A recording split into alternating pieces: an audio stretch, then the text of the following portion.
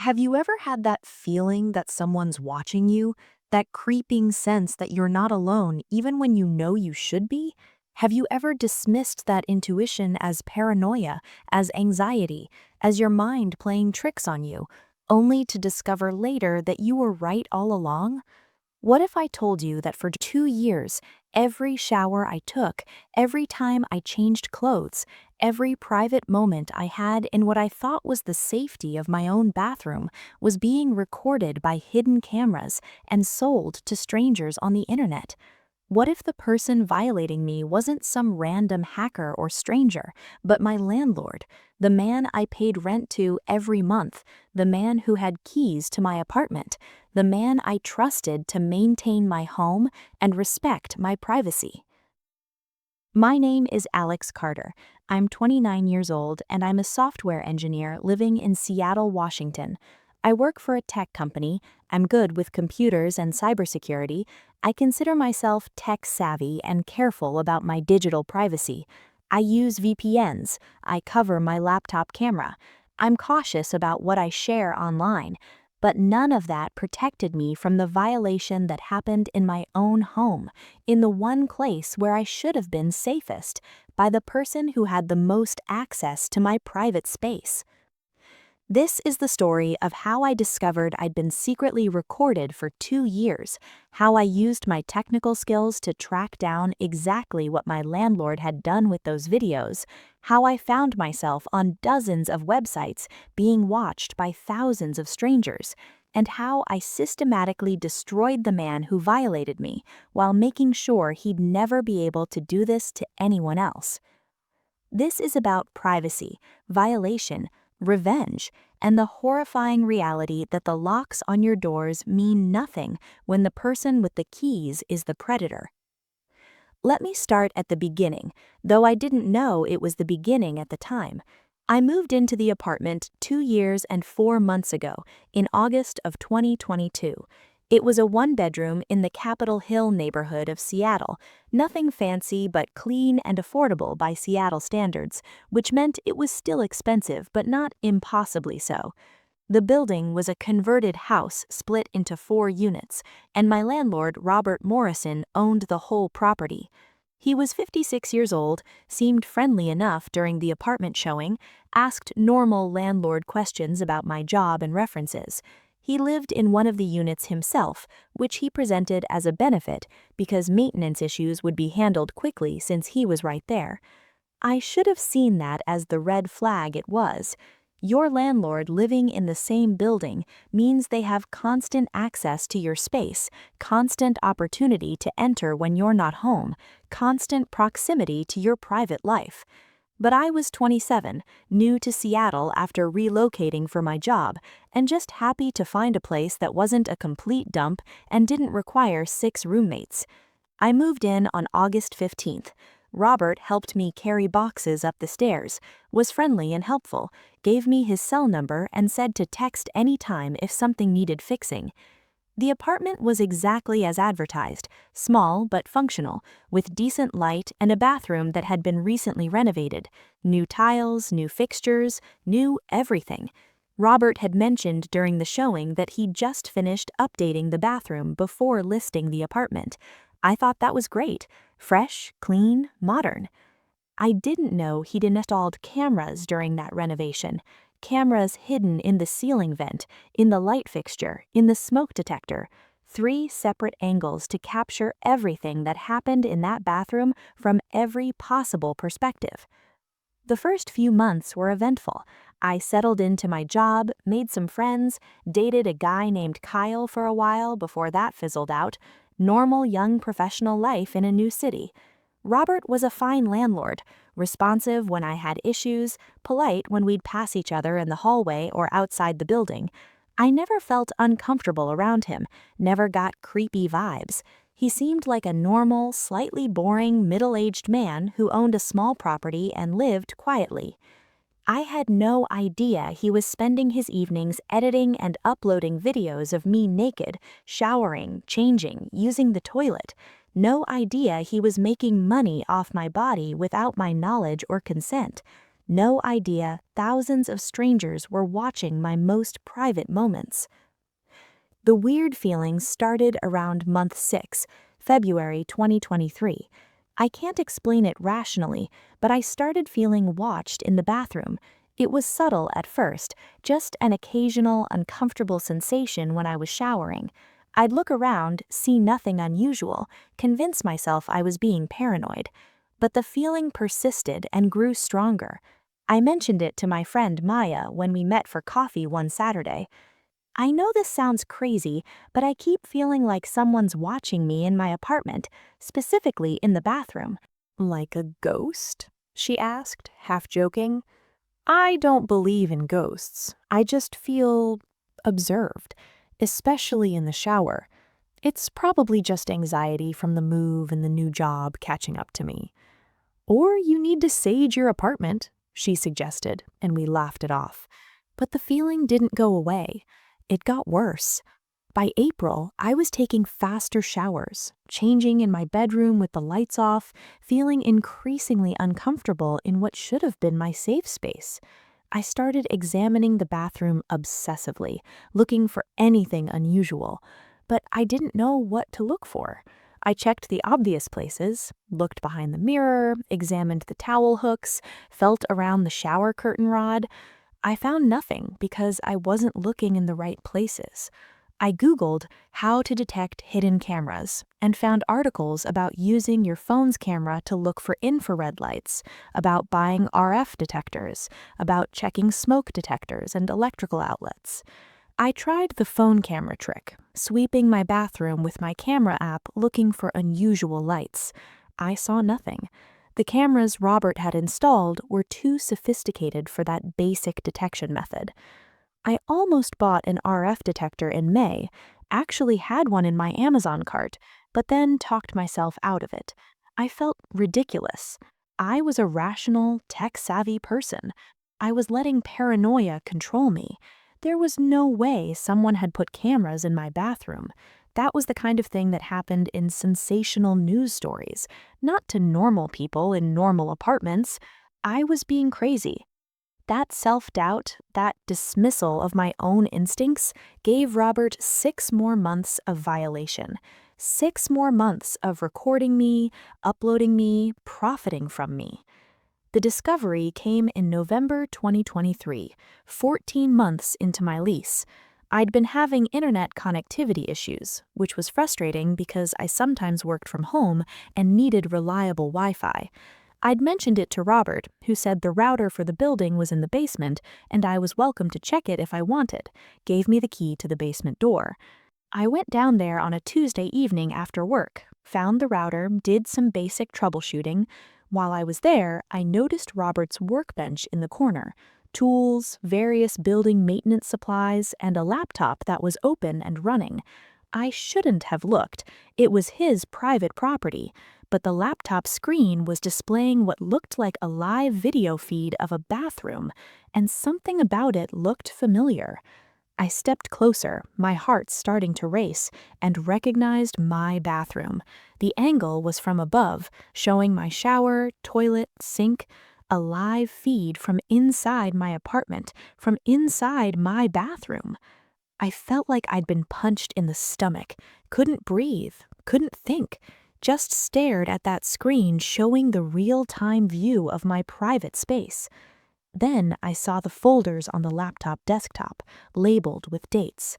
August 2022, September 2022, going all the way up to November 2023. Months and months of recordings. My hands shaking, I opened one of the recent folders.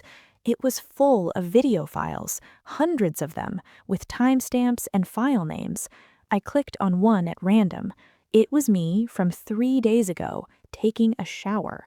Full frontal nudity from multiple angles simultaneously, like it had been recorded by multiple cameras and compiled into one video with split screens. I watched myself shower, completely unaware I was being filmed, and I felt violated in a way I'd never experienced. seeing myself from these angles, seeing myself vulnerable and naked and private, knowing that Robert had been watching this, had been recording this. I opened more files, found videos of me changing clothes, using the toilet, doing my makeup in a towel, every private bathroom moment cataloged and saved, going back months and months, back to the first week I'd moved in. He'd been recording me from day one, for over a year. Everything. I should have called the police right then, should have documented everything and reported it immediately. But I was in shock, couldn't process what I was seeing, could barely stand up. I just copied the entire laptop hard drive to a flash drive I had on my keychain, grabbed as much evidence as I could, and got out of that basement before Robert came home and found me there. I went back to my apartment, locked every lock, put a chair against the door, and sat on my bathroom's floor fully clothed, just staring at the walls, trying to understand what had been done to me, trying to find the cameras I now knew were there. But I still couldn't see them. They were hidden too well. After about 2 hours of shock, survival mode kicked in. I'm a software engineer. I'm good with technology. If Robert had been recording me and saving the files, where else had those files gone? What had he done with them? I opened the copied hard drive files on my own laptop and started investigating. Found browser history, login credentials stored in plain text because Robert clearly wasn't as tech-savvy as he thought. Found accounts on dozens of websites I'd never heard of, amateur voyeur sites, hidden camera content sites, sites with names that made my skin crawl. I logged into his accounts using his saved passwords and found my worst nightmare. He'd been uploading the videos, hundreds of them, selling them. Some sites he posted them for free to drive traffic.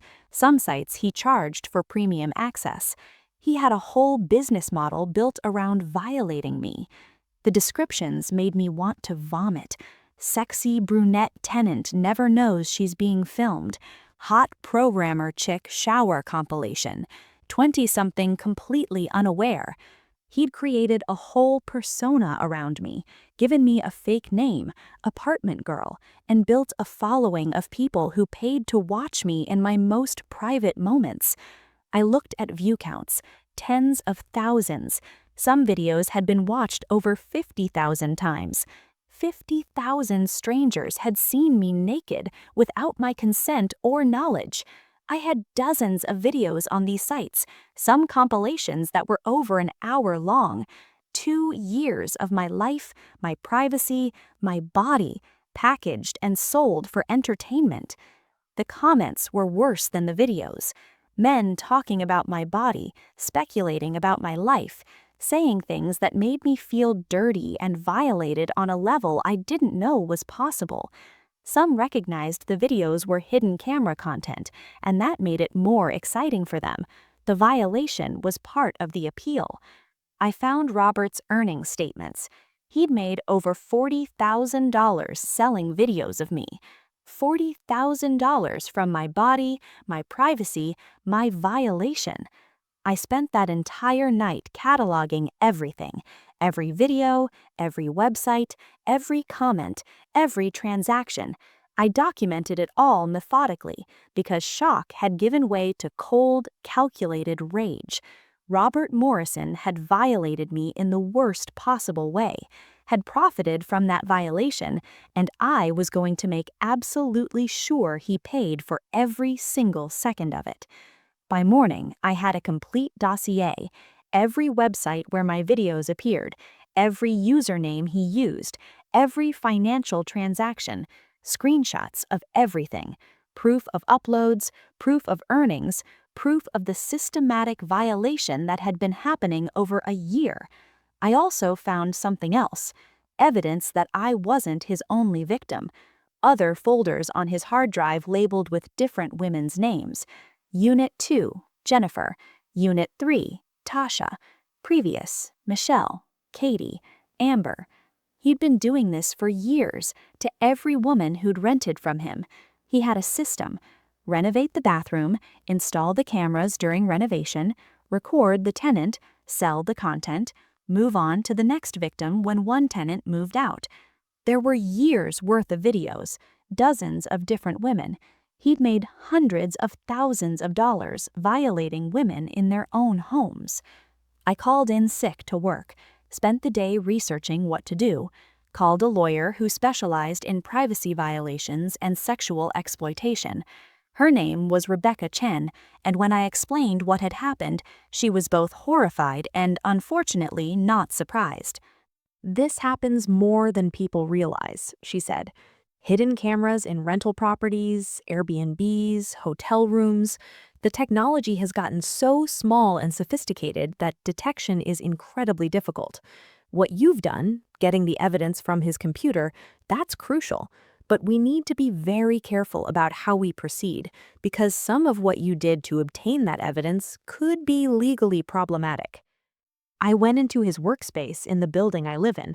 He gave me access to the basement. That helps. The fact that he gave you the key and permission to be there, we can work with that. What we need to do now is report this to police, but we need to do it strategically. You have evidence of crimes, voyeurism, illegal recording, distribution of intimate images without consent, potentially wiretapping violations. But the police need to obtain the evidence through proper legal channels, or it won't be admissible. We strategized. Rebecca advised me to file a police report about discovering the cameras, to mention that I'd seen something concerning on his computer when I was troubleshooting the internet, but to be careful about how much I revealed about what I'd copied. The police would need to get a warrant to search Robert's property and devices, and they could find everything I'd found and more. I went to the Seattle Police Department that afternoon and filed a report. The detective who took my statement was a woman in her 40s named Detective Sarah Park. I showed her my bathroom, pointed out where I now suspected cameras were hidden based on the angles in the videos I'd seen. She called in a technical specialist who used professional detection equipment and found all 3 cameras within minutes, hidden so well I'd never have found them myself, but obvious once you knew what to look for. They documented everything, photographed the cameras in place before removing them as evidence, asked detailed questions about my landlord, my lease, when I'd moved in, whether I'd noticed anything suspicious. I told them about the laptop in the basement, about what I'd seen on the screen, about my suspicions that he might have been distributing the recordings. Detective Park's expression grew darker as I talked. "We're going to need to get a warrant for his devices and his apartment. This is extremely serious, multiple felonies. I want you to know that we take this very seriously, and we're going to pursue this aggressively." They arrested Robert that evening, executed search warrants on his apartment and his basement workspace, seized his computers, his hard drives, his phones, found everything I'd found and more: the cameras, the recordings, the uploads, the earnings, the evidence of other victims. The local news picked it up within days. Seattle Landlord arrested for hidden cameras, distributing illegal recordings. My name wasn't released because I was a victim of a sexual crime, but Robert's was, and suddenly his face was all over the news. The story went regional, then national. Landlord recorded dozens of women over 10 years, sold videos online. Other victims started coming forward, women who'd rented from him years ago, who'd felt that same uncomfortable watched feeling, who'd thought they were paranoid. Detectives found 11 other women who could be identified from the recordings. Some of the videos went back almost 15 years. Robert had been doing this for a decade and a half, systematically violating every woman who lived in his building. The case built quickly because the evidence was overwhelming. He'd documented his own crimes meticulously. Every video saved and backed up, every transaction recorded, every upload tracked. He'd created a perfect record of his own criminal behavior. But while the criminal case moved forward, I had another mission. All those videos of me were still out there, still being viewed, still being shared, still being downloaded and re-uploaded to new sites. My violation was ongoing every time someone watched those videos. Rebecca, the lawyer, helped me file copyright claims on every video. Because I was the subject, I owned the rights to the images, not Robert. We systematically reported every single video on every single site, demanding they be taken down. Some sites complied immediately, others ignored us. For those, we filed lawsuits, small, strategic suits that were expensive enough to make it worth their while to just remove the content. It was exhausting and time-consuming, and every time I had to watch those videos to verify they were me so I could file proper claims, I was re-traumatized, had to watch myself being violated over and over, had to read those disgusting comments over and over. But I kept going because I refused to let those videos exist, refused to let people keep profiting from my violation. Every taken down video was a small victory, a small piece of my privacy reclaimed. I also started a blog documenting the process, not with my real name, but anonymously, talking about what it was like to discover you'd been secretly recorded, what the legal process was like, how to get illegal intimate content removed from the internet. I wanted other victims to know they weren't alone, that there were steps they could take, that fighting back was possible.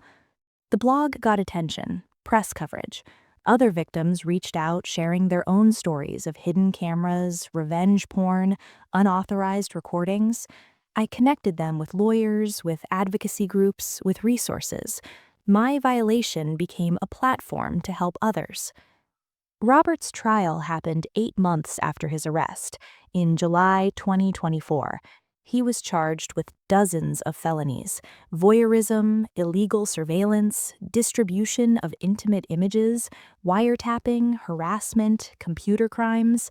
The prosecution had overwhelming evidence: his own files, his own videos, his own financial records showing he'd profited from crimes.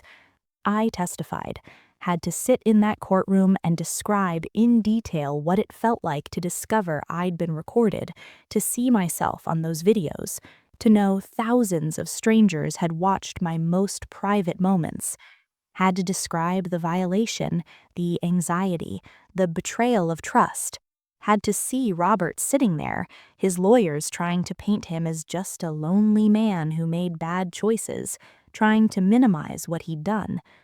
Other victims testified too, women crying on the stand, describing how violated they felt, how they'd been affected, how they could never feel safe in their own homes again. The impact statements were devastating and powerful. The jury deliberated for 4 hours, found him guilty on all counts. The judge sentenced him to 23 years in prison, saying this was one of the most egregious violations of privacy she'd seen in her career. 23 years for ruining the lives and privacy of over a dozen women for profit. It should have felt like victory, like justice, and part of it did. Robert was going to prison. He'd lost everything: his property seized to pay restitution to victims, his reputation destroyed, his freedom gone. But I'd lost things too. Lost the ability to feel safe in private spaces. Lost the innocence of thinking my home was my safe place. Lost 2 years of my life to violation I didn't know was happening. I moved out of that apartment immediately after his arrest, broke the lease, couldn't stand being in that space anymore, found a new place and spent thousands on professional security sweeps, on privacy measures, on feeling safe again. I still check hotel rooms obsessively for cameras, still cover every camera I own, still feel watched sometimes, even though I know I'm not. The monetary settlement from the lawsuit helped. Robert's assets were liquidated and divided among victims. I received about $75,000, which covered my legal fees, my moving costs, therapy, and gave me some financial cushion. But no amount of money can undo the violation. I still find my videos sometimes. Despite all the takedowns, despite all the legal action, they still pop up on obscure sites, re-uploaded by people who downloaded them before they were removed. It's like trying to contain a flood with a bucket. The internet is forever, and my violation is part of that forever now. But I keep fighting, keep filing takedowns, keep supporting other victims, turned my experience into advocacy work with privacy rights organizations, pushed for stronger laws around hidden cameras and non-consensual intimate images, lobbied for landlord requirements around security camera disclosure and mandatory privacy protections. Some good came from it. Washington state passed stronger voyeurism laws partly because of this case. Requirements for landlords to disclose any cameras on rental properties, severe penalties for hidden camera installation, expanded rights for victims to pursue civil action. The laws don't undo what happened to me, but they might protect someone else. I'm 31 now, 2 years past the discovery, in therapy twice a week, still processing the trauma. Dating cautiously, having to explain to potential partners why I'm paranoid about privacy, why I check their apartments for cameras, why I have rules about bathroom privacy. Most understand, some don't, and that's okay. I'm rebuilding my sense of safety slowly, learning to trust my instincts again instead of dismissing them as paranoia. If I trusted that feeling of being watched back in February, I might have found the cameras sooner, might have saved myself months of additional violation. Now, when something feels wrong, I investigate instead of rationalize. The tech skills I used to track Robert down led to career opportunities. I now work in cybersecurity, specializing in privacy protection, help companies and individuals protect against unauthorized surveillance and data breaches. My violation gave me expertise in an area I never wanted to know about, but at least I'm using it to help others. Robert is in prison, serving his sentence. He'll be 79 when he's eligible for parole. His name is on sex offender registries. His life is over in any meaningful way. Every time I feel angry about what he took from me, I remember that he lost more. I'm rebuilding. He's rotting in a cell. Sometimes people ask if I regret how I handled it, if I should have just reported it immediately instead of copying his hard drive, investigating on my own, taking matters into my own hands before involving police. The answer is no. What I did gave me power in a situation where I'd been powerless, gave me control when control had been taken from me, gave me evidence that strengthened the case against him. I don't know if I handled it perfectly, probably not, but I handled it the only way I knew how, with the skills I had, the resources I could access, and the determination to make sure Robert Morrison faced consequences for every single woman he violated. The other victims and I stay in touch. We have a group chat where we support each other, share resources, celebrate victories when videos get taken down or laws get changed. We've become a community bonded by shared trauma and shared determination to not let that trauma define us. One of the other victims, Jennifer from Unit 2, told me something that stuck with me. He thought we wouldn't figure it out, thought we wouldn't fight back, thought he could just keep violating us because we were just tenants, just women, just victims.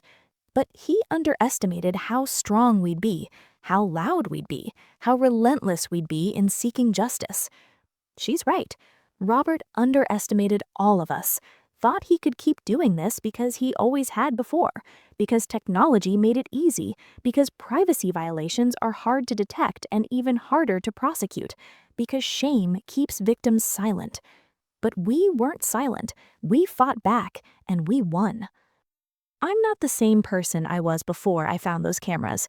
That version of me was more trusting, less vigilant, more naive about the ways privacy can be violated. This version of me is harder, more cautious, more aware. I lost something when I discovered I'd been recorded, lost a kind of innocence about safety and privacy and the basic decency of people. But I gained something too, gained strength from fighting back, gained purpose from helping others, gained the knowledge that even when you've been violated in the most intimate way, you can survive, you can seek justice, you can rebuild. To anyone reading this who's experienced something similar, who's found hidden cameras or discovered they've been recorded without consent, who's felt that creeping feeling of being watched, trust your instincts, investigate, document everything, reach out for help. Legal resources exist, advocacy groups exist. You're not alone and you're not crazy. And to anyone who's thinking about installing hidden cameras, recording people without consent, violating someone's privacy for your entertainment or profit, know that victims are getting smarter. Technology that helps you spy on people also helps us find you. Laws are getting stronger, consequences are getting more severe, and some of us have the skills and determination to track you down and make sure you face justice for every second of violation. Robert Morrison thought he'd gotten away with it for 15 years, thought he was clever and careful, thought his victims would never find out or would be too ashamed to fight back. And I'll spend the rest of my life making sure people like him know that victims can be the strongest, smartest, most dangerous opponents they'll ever face. The cameras are gone, the videos are mostly down. Robert is in prison, and I'm still here, still fighting, still reclaiming my privacy and my power one day at a time. That's my story, the story of how my landlord violated me for 2 years, how I discovered it, how I used my skills to track down every piece of evidence, and how I made damn sure he paid for every single moment of it. I survived, and if you're going through something similar, you can survive too. You can fight back. You can win. Because predators only have power when victims stay silent, and I refuse to be silent. He was wrong.